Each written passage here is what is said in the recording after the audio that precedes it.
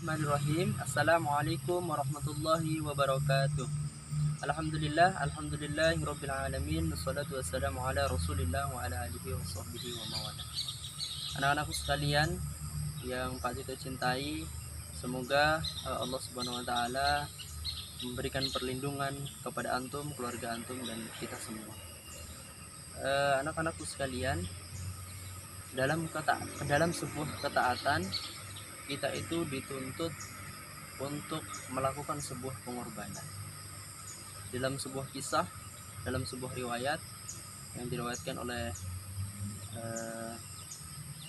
Umar bin Khattab, beliau menyampaikan bahwa ketika Rasulullah Shallallahu Alaihi Wasallam memerintahkan kepada seluruh sahabatnya untuk kembali berperang di perang Uhud dan menyuruh agar tentara-tentara Allah itu menangkap seluruh kaum kafir Quraisy, lalu para sahabat segera bergegas.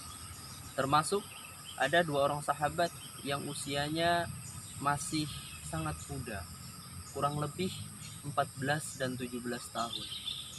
Dua orang sahabat ini adalah adik dan kakak. Kakaknya berusia 17 tahun dan adiknya berusia 14 tahun. Namun dalam riwayat itu tidak disebutkan namanya.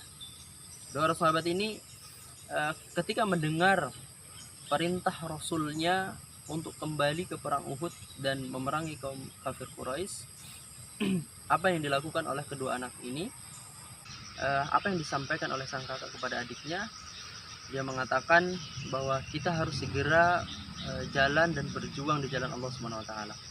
Lalu sang adik mengatakan, bagaimana caranya kita pergi ke sana sedangkan kaki kita sudah patah. Kemudian tangan kita, badan kita pun sudah banyak yang terluka. Lalu apa kata sang kakak? Kita akan berjalan bersama-sama dengan cara merangkak. Jadi sang kakak menyeret adiknya ya, sambil merangkak, kemudian nanti begitu pun sebaliknya sang adik menyeret kakaknya kemudian merangkak sampai kemudian bersama-sama barisan para tentara Allah Subhanahu wa taala. Nah, anak-anakku sekalian, ketika Allah Subhanahu wa taala dan Rasulnya sudah menyampaikan sebuah perintah, maka para sahabat itu dengan segala kekurangannya, dengan segala masalahnya, mereka mau melakukan apa yang kemudian diperintahkan oleh Allah agar kemudian mereka dikatakan sebagai orang-orang yang taat kepada Allah dan taat kepada Rasulnya. Nah, di bulan suci Ramadan ini anak-anakku sekalian ya, untuk menggapai ketakwaan kita yang kemudian dijanjikan oleh Allah Subhanahu wa taala di ayat di surah Al-Baqarah, Allah Subhanahu wa taala mengatakan, ya ayyuhalladzina amanu kutiba alaikumusiyam kama kutiba alal ladzina min qablikum la'allakum tattaqun. Ya. Di situ Allah memerintahkan kepada kita agar kita berpuasa, kemudian di akhir puasa kita itu dikatakan sebagai orang-orang yang bertakwa. Tentu takwa itu digapai, takwa itu dicapai bukan hanya sekedar kita berpuasa, melainkan ketika di dalam bulan suci Ramadan itu kita benar-benar taat dan patuh kepada Allah Subhanahu wa taala. Nah, maka ketaatan itu butuh pengorbanan.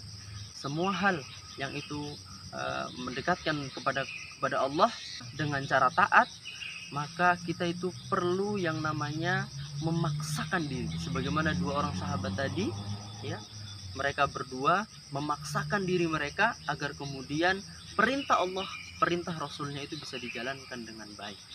Nah, begitu juga Pak Tito harap kita semua kepada antum ya, mendekat diri kepada Allah Subhanahu wa taala, menjadikan orang-orang yang bisa dikatakan oleh Allah sebagai orang yang taat, sebagai orang yang bertakwa dengan cara mengorbankan diri kita. Ya, tentunya mengorbankan waktu, mengorbankan tenaga, mengorbankan yang mungkin apa yang kita punya. Kalau kita punya uang, kita berinfak. Kalau kita punya tenaga, kita bantu abi dan uminya antum. ataupun siapapun orang yang membutuhkan kita. Dan kalau kita memiliki ilmu, maka berbagilah ilmu. Itulah yang disampaikan oleh Allah kepada kita. Mungkin itu yang bisa Pak itu sampaikan. Mudah-mudahan kisah tadi ya bisa bermanfaat buat antum dan buat kita semua.